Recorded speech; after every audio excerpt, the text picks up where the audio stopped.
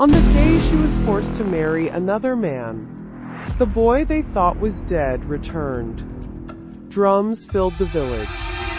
Elders gathered. The bride stood dressed in gold, but her heart was already broken. 2 months earlier, she had loved a poor boy. A boy her powerful father chased away from her. They said he failed. They said he disappeared. They said he would never return. But as the wedding began, ere arrived, a stranger walked through the village gates. And with every step he took, the lies began to shake. This is not just a love story. This is the day an entire village was forced to face the truth. The village of Nandala was old. Mud houses stood in circles. Children chased chickens through the dust. The river whispered stories as it passed nearby. At the edge of the village stood an ancient baobab tree. Its trunk was massive, its roots twisted deep into the red earth. Elders said the tree listened, others said it remembered. That was where Amani learned what freedom felt like. Cato lived behind the market in a small rented room. He owned almost nothing. Each day he repaired bicycles and radios beneath a tree near the road. His sandals were worn thin. His hands were always stained with oil, but he had dreams. One afternoon, the chief's luxury car broke down near the market. Smoke rose. People whispered. Cato stepped forward quietly. Cash news. He knelt beside the engine. His fingers moved with confidence. The engine roared back to life. That was when he looked up and saw her, old Salif. Amani stood beside the car, sunlight resting gently on her face. Their eyes met. The world slowed. She smiled, and in that moment, neither of them knew that their lives had already changed forever. They met again, then again, always carefully, until one evening Cato led her to the baobab tree. At sunset they talked about dreams and fears, talked about a future that felt impossible but beautiful. When their hands touched, neither pulled away. For the first time, Amani laughed freely, for needy. For the first time, Cato felt worthy of more.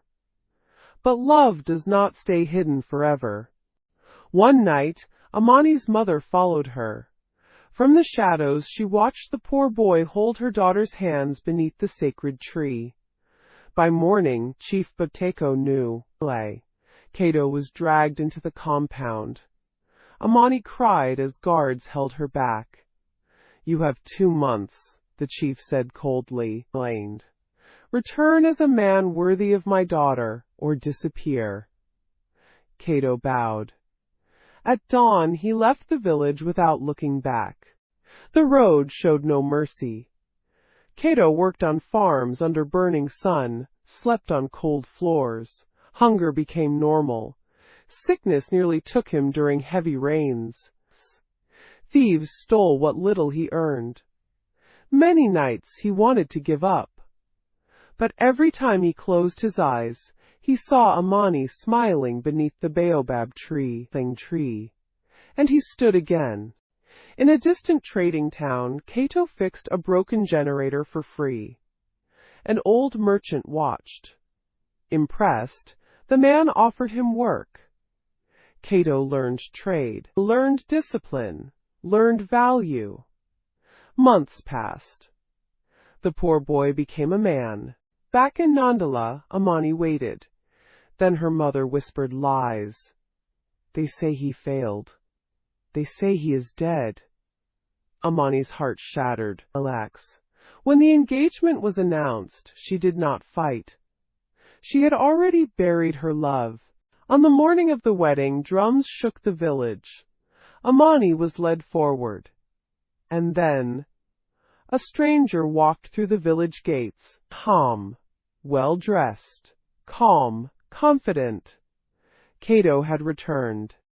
Gasps spread through the crowd. Cato stepped forward and dropped heavy bags before the elders. Gold spilled onto the earth. Documents followed. Alas followed. Truth followed. The chief's face froze.